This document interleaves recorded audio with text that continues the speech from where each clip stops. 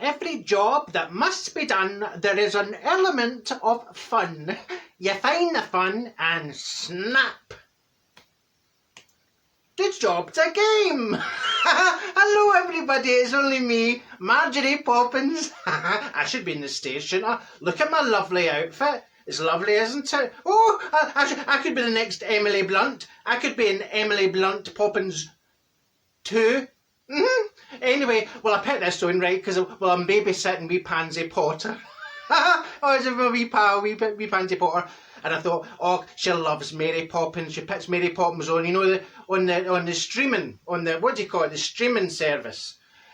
And she sits for hours and she watches Mary Poppins and she bobs along and says, I'll dress up as, you know, Mary Poppins. I'll call myself Marjorie Poppins. Oh, wee Pansy Potter will think that I can flee about and click my fingers and make all the magical things happen.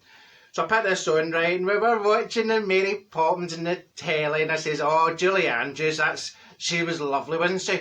As a nanny, and you know, she comes down with her brawl in her wee bag. Now, nowadays, you know, what do you get? Well, we got Emily Blunt, that was version, for Mary Poppins. Was that Mary Poppins 2? No, Mary Poppins Returns. She returns with a new face, she's younger, she got a different accent. I was confused. I thought Mary Poppins Returns, she looks nothing like her. Anyway, well, I was thinking about Maddie. we had Wendy Craig. Remember Wendy Craig and Nanny? And she used to walk along the front. Remember the opening titles? She had the wee pram and she walked along the front. Nanny. Anyway, so I put this on and I'm saying to Pansy Potter, look at me, Pansy Potter. It's supercalifragilisticexpialidocious. I'm surprised I got that right, because every time I've tried that earlier on today, I've got it wrong. and remember, Mary Poppins, right? She drops down to earth. That makes her sound as if she's a bit of an alien. I don't know where she actually came from. Where did Mary Poppins come from? I don't know. She flew in by the wind.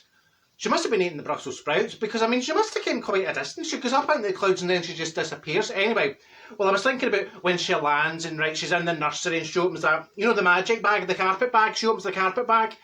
I was going to say carpet, right, that's a carpet shop. She opens the carpet bag, right, and she takes out a lamp and a mirror and, you know, a coat stand and a sheep duck and all these things come out, right? I'm just noticing this, my lovely wee sleeves. I mean, I could be a professional Mary Poppins, couldn't I? Anyway, and Mary Poppins, she's so precise, isn't she? Well, as it says in the book, by the LP Travers, she says she's practically perfect, and I thought, I'm a wee bit like that. Although I'm not so much practically perfect as unapologetically correct, you know?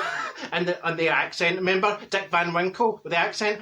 Hello, Mary Poppins. I used to say, I mean, they've just got that man because he can dance, you know, and he's got a kind of rubbery face, but I mean, the accent was something to behold. It was like, it wasn't any more a Cockney than a Russian on an Italian exchange, right? So anyway, we're having a pure laugh, right, wee Pansy Potter and me, and she's a right wee bism. She is an absolute bism. She's running about the house like a banshee, but she was as happy as a watermelon sucking an ice pole, right?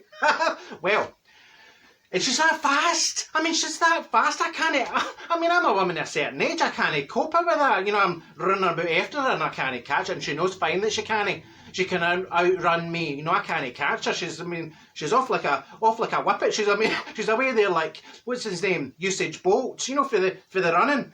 Anyway, right, well, she's learning how to use the toilet now, so I'm helping with that because, she's moving, she's transitioning like a transitioner radio, right? She's transitioning from her potty to the pan. Now, she's got one of these wee pans that you hook on, you hook onto the top of the pan, right, so she doesn't fall in. Well, I kept forgetting to put the wee baby pan on top of the pan, right? So she kept falling down.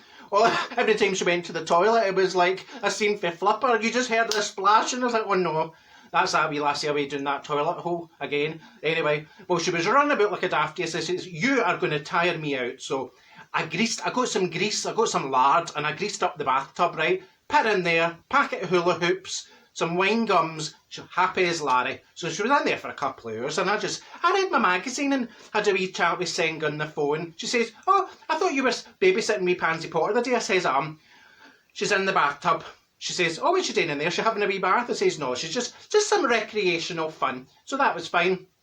And it reminded me, right, because I was laughing with Singa. I says, Singa, do you remember when I used to babysit your wee brother? And she says, oh, I remember that, Marjorie. I remember when you used to babysit my wee brother. I says, remember the time folk used to say, oh, babysitting, it's dead hard. It's really difficult. Dead hard is babysitting.